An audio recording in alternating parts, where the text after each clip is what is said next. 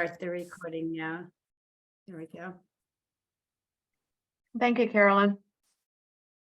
Well, so we wanted to take this time just to have folks be able to ask questions or ask a little bit of about the background of how some of these, how we can start some of these programs of our own. And I think part of that is the obstacles that are in the way, because I think sometimes we feel like it's just going to take, like I've had so many false starts, you know, trying to do a project in my village.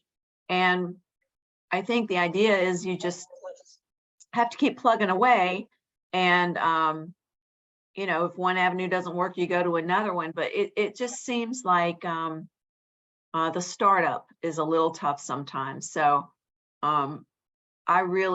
I love hearing how, sorry, I'm hearing background and it was throwing me off. I don't know. I've really had difficulty trying to get anything formal, like a formalized program in our local high school. And I find that the successes I have had have been where I sort of short-circuited like the formal way and just like talked to friends and said, do you have some kids who can help me? That kind of thing. And I would really love to have something a little bit more structured than that to work toward. So I like that you've figured out a way to do that, Noel, because I think it's one of those things where one teacher sees something and then it spreads, and that's exactly what's happened here. Yeah, yeah, if I had tried to start with Arlington Public Schools, I'm confident I would have gotten nowhere, right? It's just too much bureaucracy to get through. And then, yeah, so having a person you know at the school, I know my kids' teachers very well. We've been there a bunch, just to float the idea, tell them no pressure, let them think about it. And then once the teacher was on board, which was quickly, then she went to the principal about it just to make sure that it was something that the school would be okay with. So I think that's an important piece. But yeah, I think I have talked to another AMV member said that she liked this program so much that she tried to approach her grandkids' school to do it, and they said no. So it's going to be very like case by case. And I do think a lot of this, to Diane's question, a lot of this is about, you know, teachers have too much on their plate already, and like you want to add another thing to it is a real challenge. So I did try to, I'm trying to run this in a way that makes it a very, very light lift for teachers, and that they can integrate it into their curriculum however they want. You know, I'm not going to give them a set of topics that I would like the kids to write on. They write about what's happening in their classroom, what they're learning about. She can give them a specific topic, or they can just write about their lives. Then I do all the stamping and addressing. I take the you know, just the written letters from them, and then I get them to our members. Members send me their letters. I open them up, I read them to make sure they're appropriate. I label them for each class and send them back to school. So all the teachers really have to do is get their kids to read the letters and write it back, and they can do that on their schedule. And I think a lot of the important pieces for making this smooth is setting the expectations in the beginning, both with the members and with the teachers. So, but mostly with the members, that, you know, you're communicating with a 10-year-old. Some of your 10-year-olds are going to be amazing writers. Some of them are going to be really struggling writers. So you need to meet them where they're at. You know, you don't correct their grammar. That's the teacher's job. Yeah. You stay away from these topics. All your letters are going to be read. All the kids' responses are read. You know, you're not going to be getting a letter every week. Every 2 weeks, it's going to be kind of sporadic. So I think that the flexibility and kind of managing expectations is another important piece, but always key to me is making it super easy for the teacher, because I know they have very good point. Yeah. So again, I'm sorry if you covered this and I missed it, but the member may not necessarily hear from the same student. Is that right? No, they're Like, paired. they are They're paired. matched, yes. And you have the right number, an even number, nobody got left out. Like there wasn't a student like, I don't have anybody, or a member who's like, you have an even number. Yeah, And the way the teacher did it, it was very creative. I thought the members sent in a short bio. The teacher shared the bios with all the kids, and the kids ranked their top 3. And then she was able to give every kid one of their top 3 picks. oh, how interesting. So, one of our members was an archaeologist, and there's a kid that's passionate about that. So that like the kids were able to make their own matches, which I think helped them feel like connected from the beginning. And then there was a time when we were short one, and I just asked one of our really great pen pals if they could take out another person, and they were happy to. So some of our pen pals now do have 2 kids. Got it. Really fun. Somebody asked a question in the general room at the general meeting about whether the kids could read the cursive writing. Do you tell the members, please don't write in cursive? Or Yeah, we have some like loose guidelines around that. Like if your writing is hard to read, you're welcome to type it. Some members just have a hard time writing in general, so they email me their letters. I print them out and send them in. Or sometimes they're short on time or they're traveling, they can email them. So we really try to be really flexible on that. And then on the other side of things, there are a couple students who their handwriting they're still working really hard on it. So sometimes the pen pals will say like, what does this even say? And I will transcribe it for them because I can read 5th grader pretty well by this point. So there is a little bit of handwriting issues, but it hasn't been a real problem. I have a question for Kinyofu and for Abby, sort of together. It sounds to me like, Abby, I know the North Chevy Chase area a little bit, and you say you're getting more and more young families.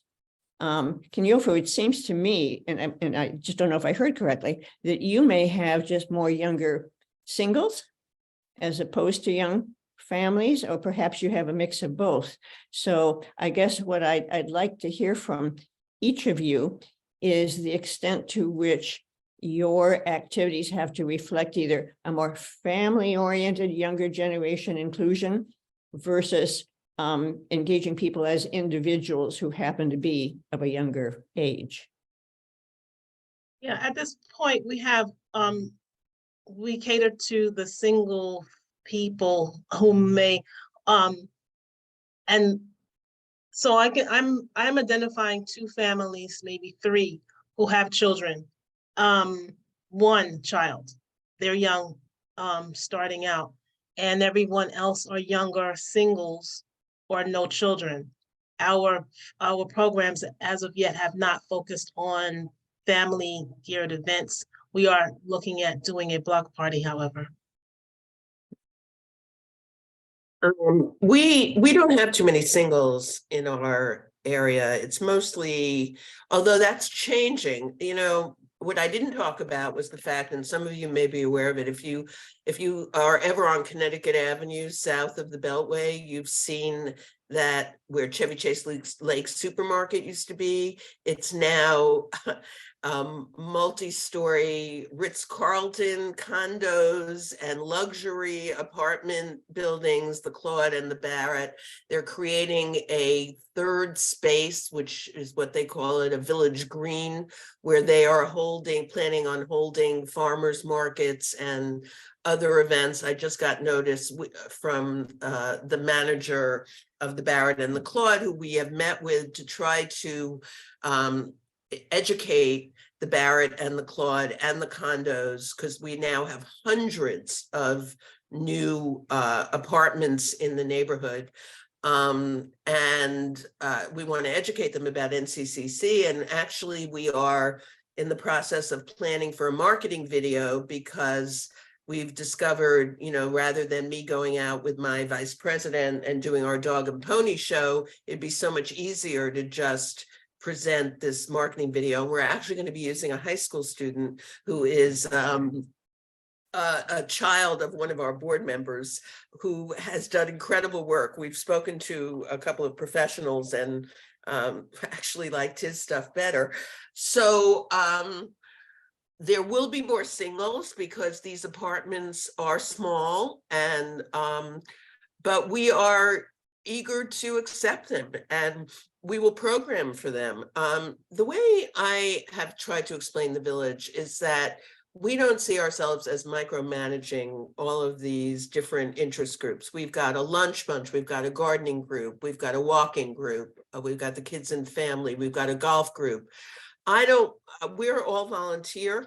And I really am already at my limit of how many things I can handle.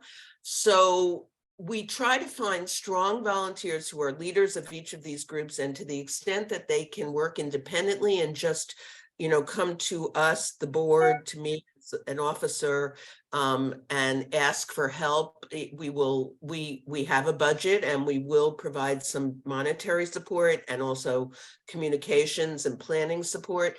But we really try hard to delegate that responsibility to the leaders. So if I can find a strong leader who wants to do a knitting group, or this pen pal program, which I think is great, or any of these other ideas that have come out, we'll say, okay, go ahead and do it.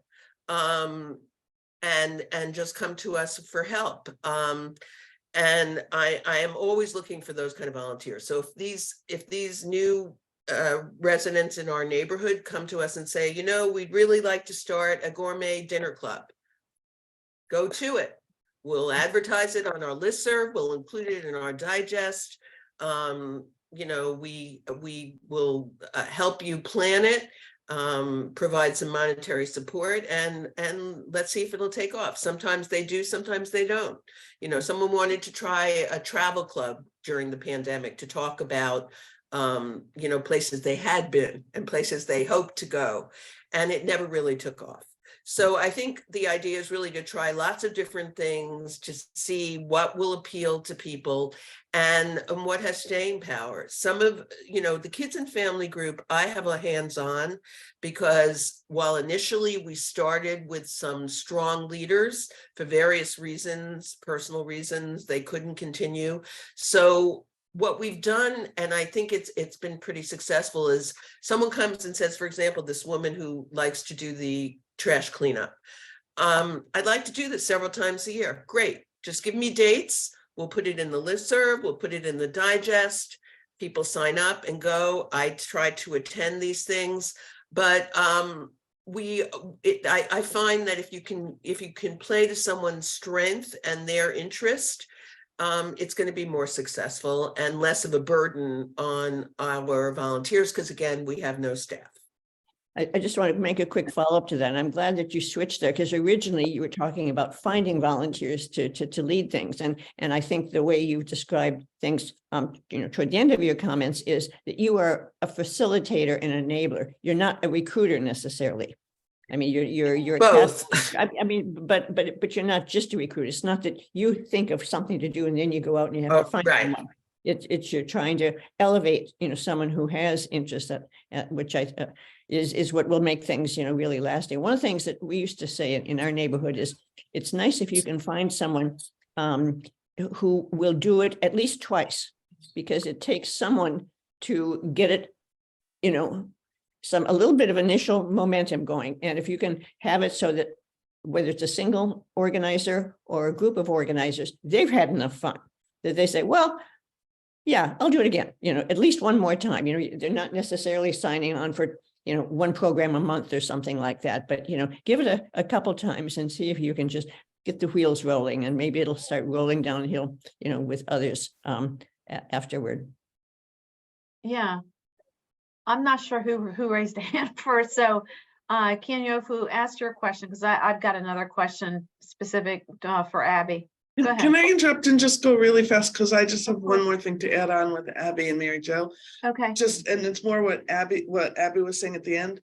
I think what you said about finding volunteers to run it, and it needs to be a strong volunteer, an actual interest group, that goes either way. It's whether you have a staff person or you don't have a staff person, because we do that all the time as well. That's all I want to say.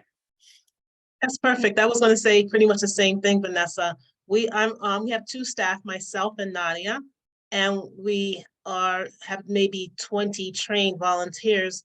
We don't have as many requests for those volunteers, but my point is that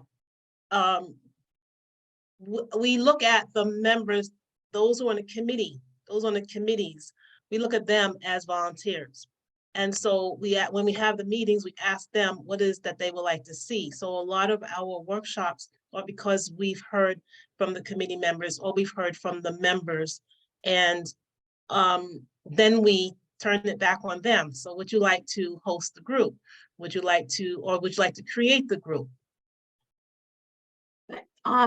So this is really interesting because I think we all have the same problem of plenty of people come up with good ideas and they punt it to us like, okay, staff, or okay, leaders, go to it. Here's my great idea. But you referenced in your talk, and you did it again here, Abby, about your listserv. And it's making me really think about the way we communicate with our members, because we don't have a listserv. And Noel, I know you guys you've got your ANV next door listserv. It's a different kind of listserv. It's a different thing, but I'm just in general talking about punning an idea and having an interaction about an idea. The closest approximation of what our village has for that is we have a Facebook closed group for members.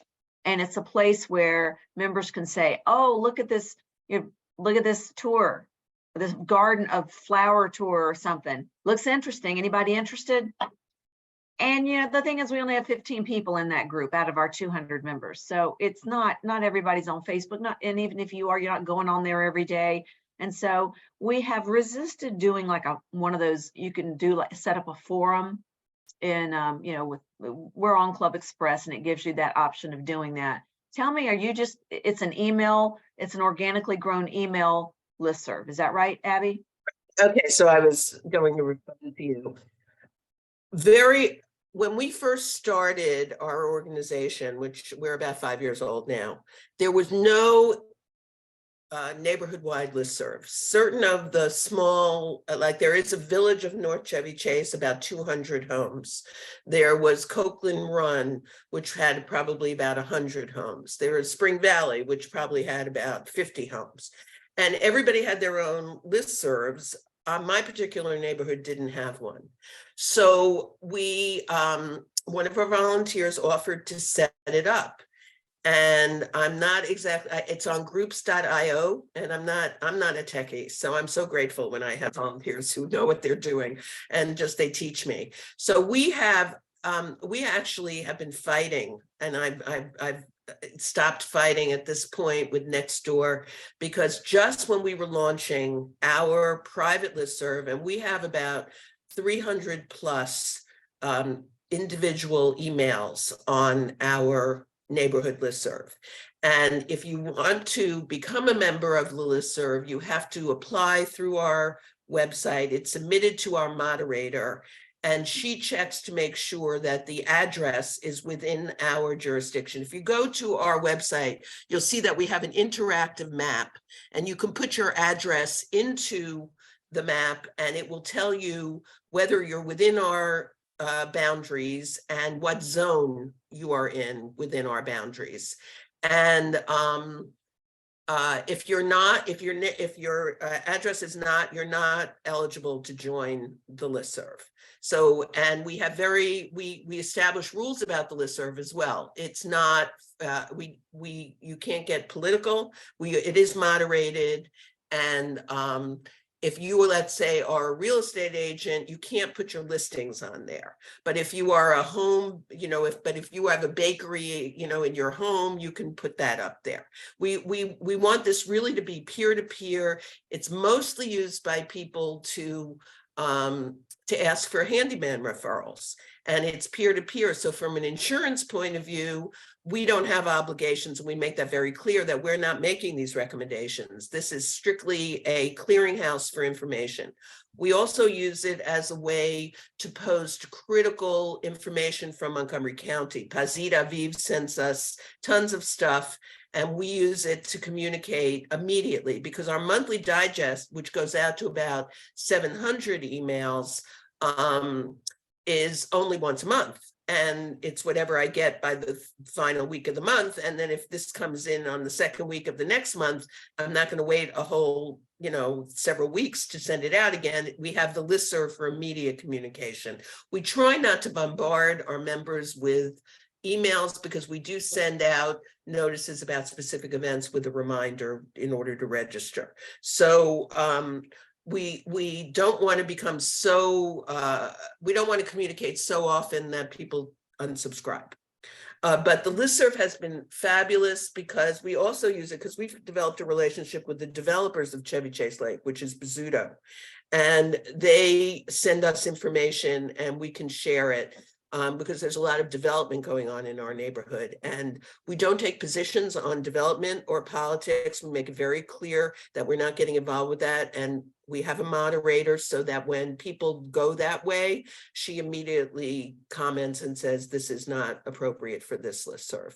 So it's been terrific, because it's really peer-to-peer. It's yet another example where I don't want any more work. So you just post. If you have something, you just post directly on that listserv. Huh. Well, it really makes me think about having another, I'm sorry, go ahead. Okay, so let me just tell you, Nextdoor is a for-profit California corporation. We started our listserv and we call it, we are North Chevy Chase Connections. They called it North Chevy Chase Nextdoor. And we were getting comments, and they don't moderate.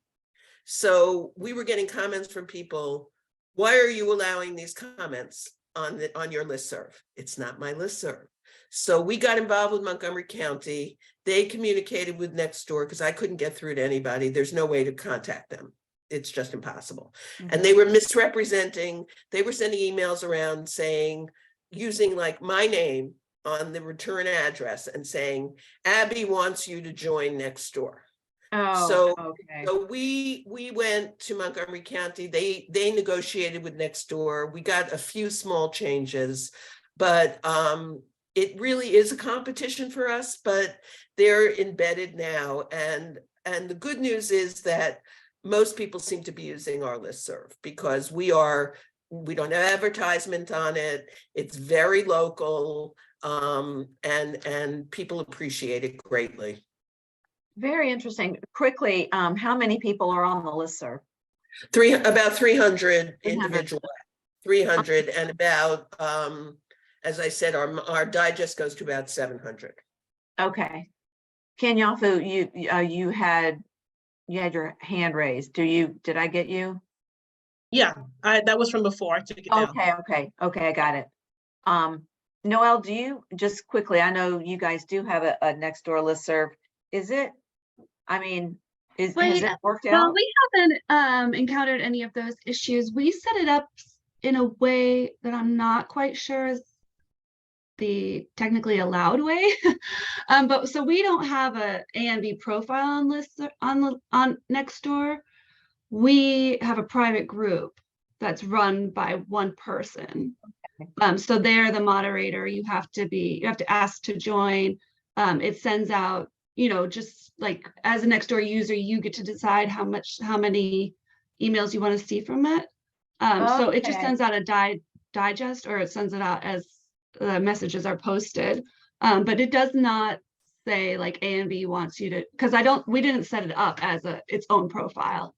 It's just a little group that's hidden under or one person's moderator. Okay, but it's similar to the Abby's. It's a private A&V. Someone had to go through a process to get approved. Yes. Sort of. Yeah. Mm-hmm. Yep. Okay. We have to manually approve everyone that goes in. Got it. And we have about, I think, 160 people on it.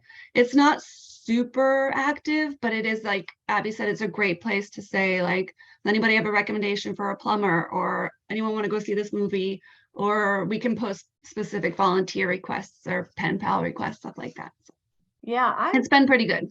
that's kind of cool. Vanessa, you had a question or comment? Sorry about that. Not a question, but a comment, because we do use the forums on Club Express, Run My You Village. do.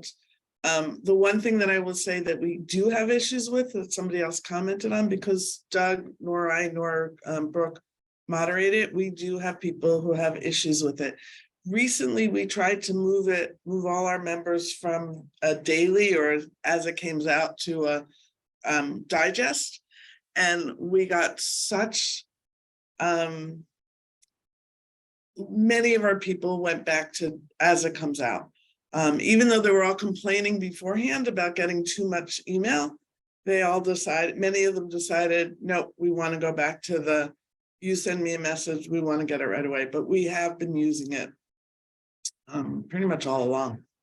You just asked, did people have to opt in, or they become, I mean, you just put something out initially, said, hey, we're starting this forum. If you want to. No. Well, when we started from the beginning, so there is no opt-in. Everybody's in it. But when you join now, you get the digest, not the, immediate. And you have to switch now to get the immediate, unless we switch back to get the immediate from the beginning and switch to digest. That I don't know. Oh, okay. I just want to say that, we have a similar thing. So people were, didn't want to get it.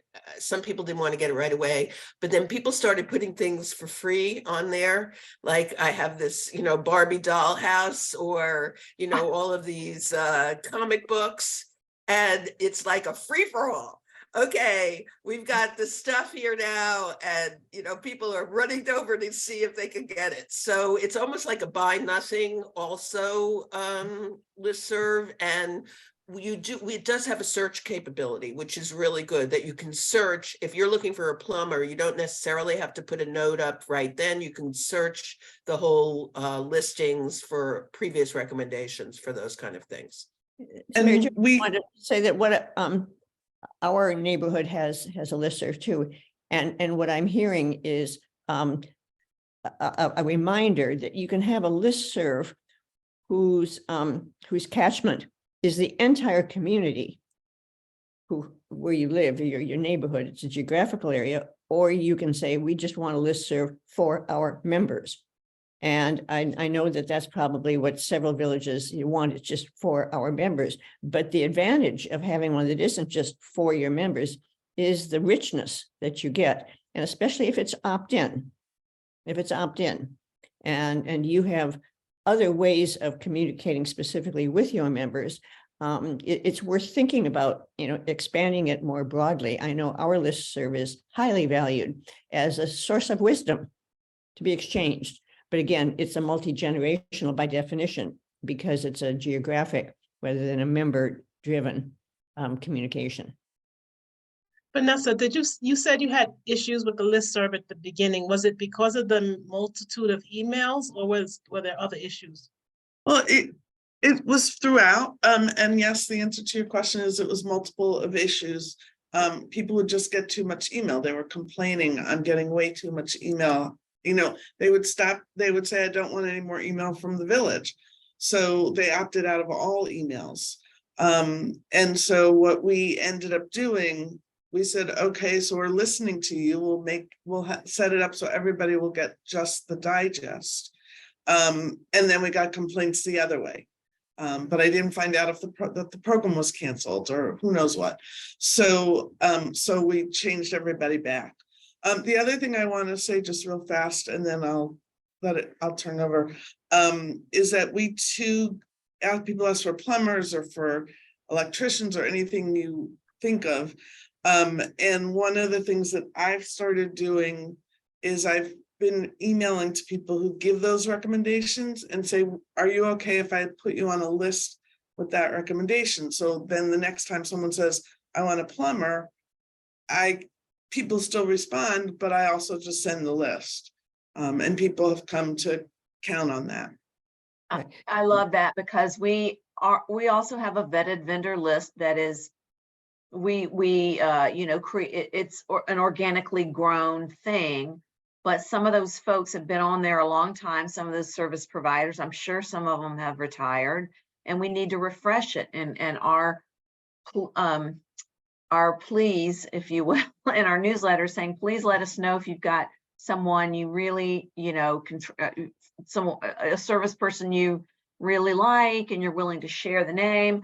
And just, that's more work for people that don't seem to want to do it, but maybe in real time, hearing from another member saying, I need a plumber, then maybe it would inspire someone to answer right then and be done with it. The list that I've created just so fast is not vetted, but it has like Seal recommends this plumber. So well, that's what that we person have. can It they has to can be a connect. recommendation that comes from a member, a volunteer, or a staff member. You can't buy your way on the list. You can't. That is the only way you can get on through a personal recommendation. So I shouldn't have used the term vetted. It's member vetted. Right. Is yes, same thing. But this is The other thing you might very consider interesting. is, and I don't know, maybe Carolyn would know the answer to this, about whether Club Express or whatever system that you have allows you, to create, as you say, an organic real-time list of these recommendations. And then, and it's obviously real time so that new ones get added to the top. And you can simply set a point at which older posts are cut off. But I do agree that people complain about too much email, but they really like the just-in-time recommendation. And that's why I think they go back to it is, well, right now I want to know, so why don't I just go ask? I don't want to have to go look for the list anywhere. I'll just ask, it's a yin and a yang. Yeah. Well, I see Lynn has her hand up. Yeah, sorry, Lynn. Apologies. Please jump in there. Thank you. A couple of things. First off, to respond to what you're immediately talking about, although my hand went up about something else. But the vendor list, we actually use Nextdoor a lot. We get recommendations when people put recommendations on the Nextdoor list, and kind of like Vanessa stated, we keep a grid in the office, professional service providers. And we say if it was a recommendation from Nextdoor or if it was from one of our members. And then when the members call us, we tell them, well, this was recommended on Nextdoor, or this is something one of our members used, so that they can keep up with that. But we get, because like you, we've been around a while and some of our vendor list is old. So we've been trying to update it when we see new referrals for the same type of service. So just as a suggestion, the community listservs are usually good for that because people, it's their neighbors. And they're not going to recommend somebody, to a neighbor that they didn't like or have a good experience with. So we might just have to expand the definition of a solid, person on our list, because I mean, it's better to have, a couple of things from a neighbor listserv than nothing. So but you're right, making a note. We do make a note of this member recommended this service in, whatever year. And that's how we know how old it is. But right, got it. I also, I wanted to talk about, in terms of outreach to other community organizations. I love the pen pal idea, but obviously there was a connection there that you had a teacher in the school that was willing to work with you. And I've reached out to our schools. I'm in DC, I'm Georgetown Village. And so when I've reached out to local schools to try to partner, what I find is that they say, well, people come from all over the community. So all over DC, unlike in Montgomery County, where you go to like your local school, DC apparently has a larger amount of people crossing the city. And I'm just looking for suggestions. If anybody has ideas of ways that we could kind of get in contact more with our local parent group or students. So I'm just throwing it out there with a question. So do you have any I don't know exactly where you're located, but what we did is we just kind of did, when we first started, what bigger organizations are there in our jurisdictional area? So there was the North Chevy Chase Christian Church, which we reached out to, and they were incredibly supportive, didn't charge us rent initially while we were being organized, actually made a small donation to us as we were starting out. There's the Nature Forward, which is the Audubon Natural Society, which pretty much gave us incredible venue space just for the cost of janitorial service. You know, the things that people rent for thousands and thousands of dollars for weddings, etc. You know, we just got for a few $100s that it cost for them to have staff on site while we were having our spring socials. And a rehab center and the schools. And I think you just have to reach out and say, look, this is who we are. We would like to partner with you. I always use the word partnering. You know, what can we do to help you? With regard to the rehab center, we did during COVID, they had a request, their staff was working so hard, and we got donations and we provided food for the different, you know, on a number of occasions for the different shifts. And some of the clients didn't have TVs or recording any kind of electronics, and we got a ton of donations that we gave to them. So I think when you start to develop a presence in the community as not just taking but giving, people are more willing to work with you. And I mean, I don't know if that's what you were looking for. Thanks, Abby. No, I mean, honestly, we have a good, we're a Georgetown village and we've been around 12 years. We actually just moved into this fabulous new space. We've done the church thing in terms of, you know, having socials and things there. You know, we do have nice community relations. What I'm particularly curious about, and I do appreciate those suggestions, they are good ones, but what I am particularly curious about is, how do you get to the younger, like the students for the interaction? I mean, I've worked with Georgetown University and I get kids into, you know, rake and to shovel and do that type of thing. But an ongoing program like a pen pal program or something along that line with the younger students, since our schools in DC are not necessarily geographically based. And that's where I'm looking for some advice. Yeah. So do you do anything with Halloween? Halloween is such a kid-oriented thing. And if you had a Halloween event, that could be a starting point for you to start collecting the connections with the younger families in your neighborhoods. That's a great idea. And Noel, I know you also were trying to. Thank you. Yeah, I was gonna say I would ask your volunteer corps if there is a parent who maybe is on a PTA or is interested, has elementary school program. I think it would be great if you had a specific idea, like we want to launch this pen pal program or we want to do Valentine's for seniors. If you can package up the idea and then present it, then you give someone something to work with. Like you could go to PTAs that are nearby you cold, but it's always nice to have a little in. I know our PTA, we get not lots, but we get some people coming to us saying, do you want a presentation on this? So they are open to that kind of thing. Also, you can search in I know there's moms groups everywhere. There's definitely a Georgetown moms group. Sometimes they'll definitely have a website. You can email them directly and say, look, we have this volunteer opportunity. If you want to, like we partnered with Moms of North Arlington, they made Valentine's for our seniors. So if you have like little things like that, those groups are always looking for volunteer opportunities, and they like to, you know, the kids came together and made a bunch of Valentine's, and it was just a little afternoon craft for them. But I would say the PTAs are probably a good in, but it would be great if you could find someone in your volunteer corps that had a direct connection, because it's always easier. Can I Great, offer a thank you. The response? moms group is a wonderful idea. I hadn't. Yeah, thought of they're that. Thank everywhere, you. so they'll definitely have one in Georgetown. Can I Excellent. offer a response, Celie? Please. Thank you. And there was a young boy that was killed in our neighborhood, and as a result, I had done some research and found out some people from that could create the healing circle for the neighbors.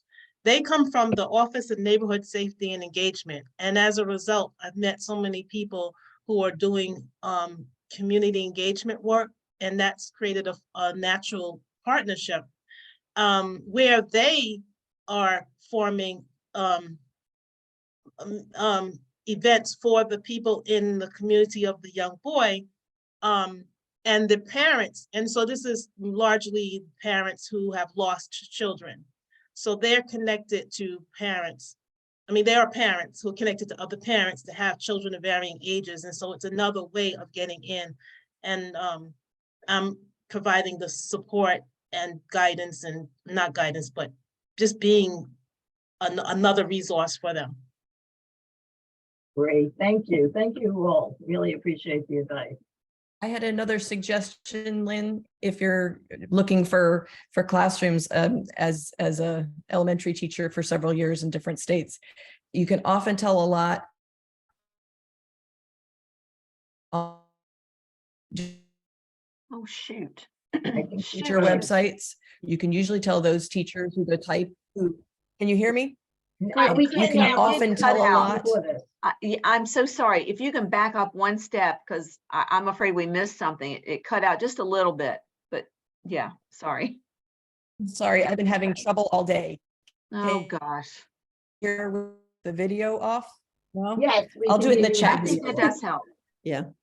Okay. Put it in the Sorry, chat. I was Good. just gonna say you can often tell a lot from a teacher's website.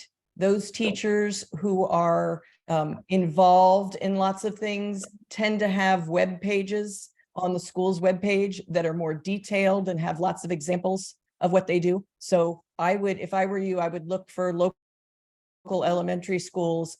And if you want, say, pen pals, like the 4th and 5th graders, I would start looking for 4th and 5th grade teachers. Sometimes 2nd grade does Oh, wow. Great interactions ideas. with. Thank you very much. That's a great idea. Absolutely. Thank you. Glad You're we could hear that. Gosh. I guess I have a question about the pen pal, and it's not a serious question. It's sort of a humorous question. It does get back to the question of cursive, because it's not just few people write cursive anymore. My handwriting is illegible. I do everything by the computer, even though I'm turning 80, and the young kids don't write much anymore. And so I guess I don't know if it's a question to anybody or if it's just an observation that what you're also doing is introducing an entirely new media of communication to the little kids, perhaps, because they don't write much anymore. And as I say, increasingly, as our people like me age up, I don't write anything anymore, other than, signing my name and maybe writing briefly. I don't write letters anymore. And so I'm wondering about that kind of evolving dynamic and whether you have any observations. No, I think it is really cool. They do a good amount of writing still in school at the elementary level. They're not totally on their iPads. And Arlington, or at least our kids' school, does teach cursive. So you will see some interesting cursive and some very lovely cursive. But I do think you're right. Like, they write in school, but people don't really communicate through written letters anymore. So I think it is a really nice opportunity to use that communication form. And you'll see, like, some of the kids will take it very seriously, and theirs are very neat, and they have little illustrations, and they take time. Some kids are just, here's my page and I'm done. But I think it's also fun. And I've heard from our members that they don't write letters anymore. So it's great to start that too.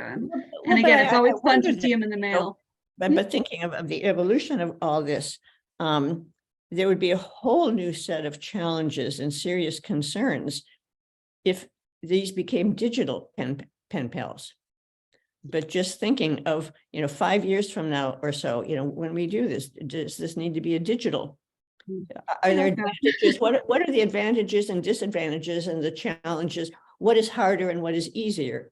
Yeah. what's more seriously dangerous, or, think through the pros and cons of it, because I would think at some point in time, you might want to at least explore that I concept. don't know. I think I wouldn't personally. I like to keep it just like this because I do think the written communication is so fun, and then you do lose a lot of the oversight when it's That's over it. email. Like, who knows what people are writing? It's really nice that the teacher and I can I read understand. both I sides in it.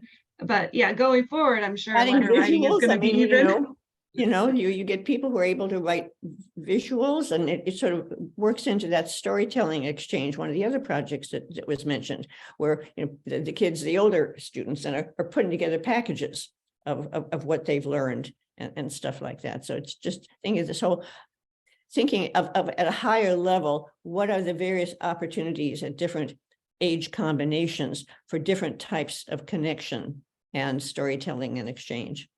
That's just the way my brain goes. I'm thinking. I'd love to have a Thank you digital all, but pen. I I'd need love to have a get digital going. pen. Thank you all. Sorry, but I do need to get going. This has been a great program. Really Yeah, appreciate it. thank you all for hanging out with us a little bit longer. It's 12:08, so I guess we should wrap up and get back to our jobs. But really appreciate our special guests, Abby, Kinyofu, and Noel, for spending so much time with us today. I got some really good ideas and Thank you. feel a little bit more inspired.